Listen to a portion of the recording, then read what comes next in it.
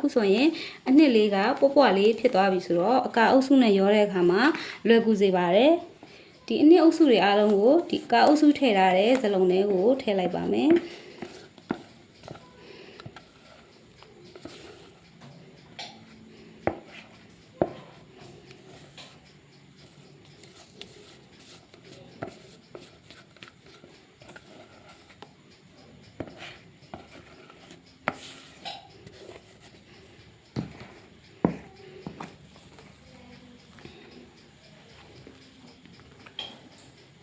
ပြီးရင် cut and fold လို့ခေါ်တဲ့မသက်ကိုသုံးပြီးတော့မှွေပါမယ်။ခုဆိုရင်ဒီလိုလှည့်လိုက်တာကို fold လို့ခေါ်ပြီးဒီလိုဖြတ်ချလိုက်တာကို cut လို့ခေါ်ပါတယ်။လှည့်မယ်ဖြတ်ချမယ်အဲ့ဒီနည်းကိုသုံးတယ်ပေါ့နော်။ဒါကိုဒီမသက်ကိုဘယ်လိုခေါ်လဲဆိုတော့ cut and fold မသက်လို့ခေါ်ပါတယ်။ cut and fold မသက်ကိုအသုံးပြုပြီးတော့တေချာနှက်ဆက်သွားအောင်လို့မှွေပေးလိုက်ပါမယ်။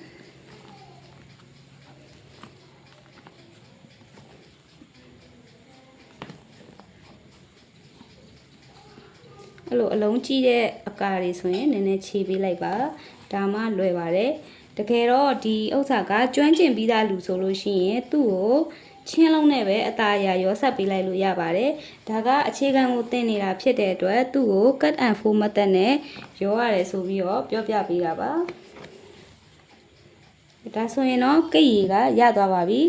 ရသွားတဲ့ကိတ်ရည်ကိုမိုးထဲကိုထည့်ပြီးရနဲ့အာဗန်ထဲကိုချက်ချင်းထည့်ပေးရမှာဖြစ်ပါတယ်။ဒါကအစင်သစ်ပြင်လာတဲ့မိုးပါစီလည်းမတုတ်ထားဘူးဘေကင်းပေပါလည်းမခင်းရပါဘူး။ချီဖွန်ကိတ်အစ်စ်ကစီလည်းတုတ်เสียမလို့သလိုဘေကင်းပေပါခင်းเสียလည်းမလိုအပ်ပါဘူး။ဒါကြောင့်မလို့သူ့ကိုကိတ်ရည်ထည့်ပါမယ်။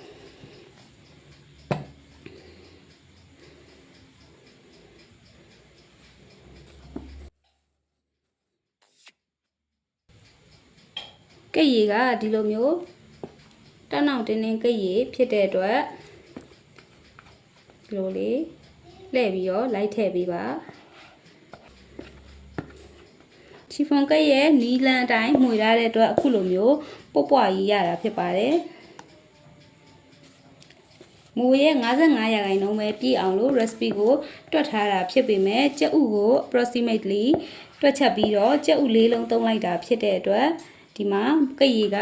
မိုးရဲ့တဝက်ထပ်ပို့ပြီးတော့အပေါ်ရောက်ပြီးတော့မိုးထဲမှာလက်နှလုံးစာကျန်နေပါတယ်ဒါကလုံးဝအဆင်ပြေတဲ့အနေထားပါဒီအနေထားမှာဖုတ်လိုက်မယ်ဆိုရင်ကိတ်လှလှလေးရမှာဖြစ်ပါတယ်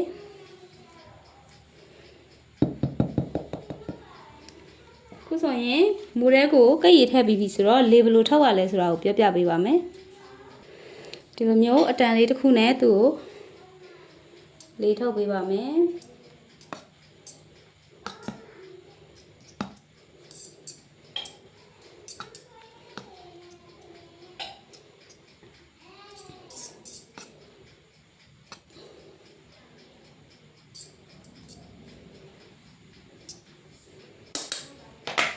ပြီးရင်ပြချမယ်3ချက်လောက်ပြချလိုက်မယ်ဆိုရင်အထက်ကလေတွေတေချာထွက်လာပြီးဒါကိုလည်းတေချာတွေ့နေရပါတယ်ဒီလိုထွက်သွားပြီဆိုတာနဲ့သူ့ကိုအာဗန်နဲ့ထည့်ပါမယ်ဘေးပတ်ပတ်လည်မှာပေးနေရလေးတွေကိုဒီလိုလေးလုပ်ပေးလိုက်မယ်ဒါကိုအာဗန်နဲ့ထည့်ပြီးတော့ဖုတ်ပါမယ်ဒါလေးကတော့ဆက်ထဲထည့်ထားတဲ့အနေထားလေးပါချီပွန်ကိတ်တွေကို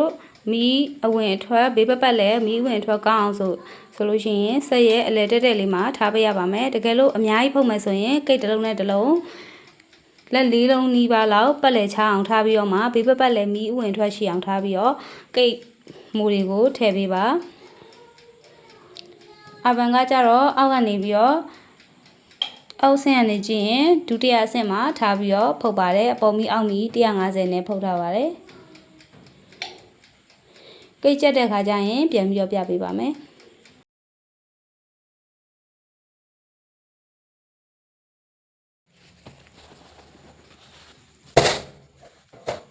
ချီဖွန်ကိတ်ကကြက်ပြီဆိုရင်ဘေးပတ်ပတ်လည်မှာအခုလိုမျိုးလေးအနည်းငယ်ဟသွားတဲ့အနေထားလေးကိုတွေ့ရမှာဖြစ်ပါတယ်။အဲ့လိုအနေထားတွေ့ရပြီဆိုရင်ကိတ်ကကြက်ပါပြီ။ကိတ်ကကြက်ပြီဆိုရင်ချီဖွန်ကိတ်ရဲ့သဘောတရားအရာနန်းရံကိုတွက်ကပ်ပြီးတော့ပွားတာဖြစ်တဲ့အတွက်သူ့ကိုဒီလိုမျိုးဗန်းနဲ့ဒီလို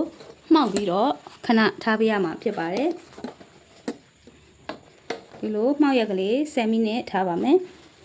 ဒီလိုမှောက်ပေးခြင်းအဖြစ်ကိတ်ရဲ့အပွားကိုပြန်မကြအောင်လို့ပြုလုပ်ပေးပါတယ်ပုံမှန်တိုင်းဆိုလည်းပြန်မကြပါဘူးဒါပေမဲ့မှောက်ပေးတဲ့အတွက်ကြောင့်မလို့အောက်ကကဘာမြေရဲ့ဆွဲအားနဲ့အပေါ်ကကိတ်မူကကိတ်ကိုကတ်ထားတဲ့ဆွဲအားနှစ်ခုပေါင်းပြီးတော့ကိတ်ကိုအပွားကိုကောင်းကောင်းလေးအတိုင်းရှိနေစေပါတယ်ဒါကြောင့်ဒီတိုင်းလေးကို10မိနစ်ထားပြီးတဲ့ခါကျရင်အတက်ပြန်လုပ်ပြီးတော့လုံးဝအေးတဲ့အထိပေါ့နော်မိနစ်20ဝန်းကျင်လောက်လုံးဝအေးတယ်ဆိုတာအေးဆက်သွားတဲ့အထိမဟုတ်ဘူးခက်နွေးနွေးကျန်တဲ့အနေထားရောက်ပြီဆိုရင်မိုးထဲကနေထုတ်လို့ရပါပြီဒါလေးကို10မိနစ်ထားပြီးတဲ့အခါမှာပြန်ပြပေးပါမယ်ဒီလိုမျိုးမှောက်လျက်အနေထားထားတဲ့အခါမှာအောက်ကဒီကိတ်ကိုမှောက်ထားတဲ့အောက်ခြေကအခုလိုမျိုးလေးဟာနဲ့တခုဒီလိုဘန်းဖြစ်ဖြစ်လေးဟာနဲ့ဖြစ်ဖြစ်ရှိနေဖို့လိုအပ်ပါတယ်ဒါကကြတော့လူတိုင်းလုံနိုင်အောင်လို့အစားထိုးပြီးလုပ်ပြတာပါချီဖွန်ကိတ်ကိုမှောက်ပြီးထားရတဲ့စင်လေးတွေရှိပါတယ်အဲ့ဒါလေးတွေကိုသုံးမပြဘဲနဲ့ဒီလိုလူတိုင်းသုံးပြနိုင်မယ်ပုံစံမျိုးလေးလုပ်ပြပေးတာပါဒီမှာတော့အောက်မှာဆိုရင်သူ့ရဲ့ဒီအလဲကဥတိုင်းလေးကထောက်ထားသလိုဖြစ်ပြီးတော့ကိတ်ကအောက်ခြေနဲ့လွတ်နေပါတယ်ကိတ်ကအောက်ခြေနဲ့လွတ်နေတယ်ပြီးတော့လေဝင်လေထွက်ရှိအောင်လို့ဘန်းကိုဒီအိတ်ခန့်တဲ့စကားဘန်းကိုမိုးတစ်ခုပလက်လန်ပြီးတော့တင်ထားပါတယ်ဒီလိုပုံစံလေးနဲ့10မိနစ်ထားပြီးရင်အတက်ပြန်ထားပြီးအေးခံပါမယ်ရောကိတ်လုံးကအေးသွားပြီဆိုရင်ဘေးပတ်လေကိုဖိမယ်ခုလိုမျိုးချီဖုံကိတ်ဆိုတာတောင်းတောင်းတင်းတင်းနဲ့အီလေးဖြစ်ပါတယ်ဘေးပတ်လေကိုဒီလိုဖိတာကဘေးကအသားတွေကိုကွာသွားအောင်လို့ဖိတာပါပြီးရင်ဒီလိုအောက်ကနေတွန်းလိုက်မယ်တွန်းလိုက်မယ်ဆိုရင်ကိတ်ကဒီလိုထွက်လာမှာဖြစ်ပါတယ်အခုကနွေးနွေးလေးဖြစ်နေတဲ့အနေထားပေါ့နော်လုံးဝမအေးသေးပါဘူးဒီလိုထွက်လာပြီဆိုရင်လုံးဝအေးအောင်လို့ခဏထားပြီးတော့မှသူ့ကိုဒီစွတ်လေးကနေချွတ်ပေးရမှာဖြစ်ပါတယ်ဒါလုံးဝအေးသွားတဲ့အထိထားပြီးရင်ပြန်ပြပေးပါမယ်အခုဆိုရင်လုံးဝအေးအောင်ထားပြီးပြီဆိုတော့သူ့ကိုဘယ်လိုထုတ်ရလဲဆိုတာပြပေးမယ်နော်ဒီအောက်မှာကဒီလိုအခန့်လေးရှိတယ်အခန့်လေးကိုဒါဘယ်လိုချွတ်ရလဲဆိုတာပြပေးပါမယ်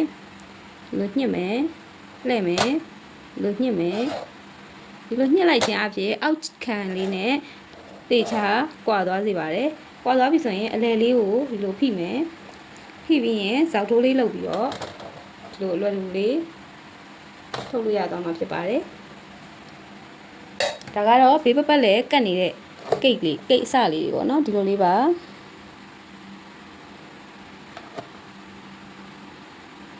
အဖိခံနိုင်တဲ့ကိတ်အမျိုးအစားဖြစ်ပါတယ်ဘယ်လောက်ဖိဖိပြန်ပြီးတော့ကြွလာနိုင်မဲ့ကိတ်အမျိုးအစားပါဆိုရင်တော့ချီပွန်ကိတ်လေးရသွားပါပြီဒီပတ်လေကအဖက်လေးတွေကိုခုလိုမျိုးလက်ကလေးနဲ့ပုတ်ပြီးတော့ခွာလိုက်လို့ရပါတယ်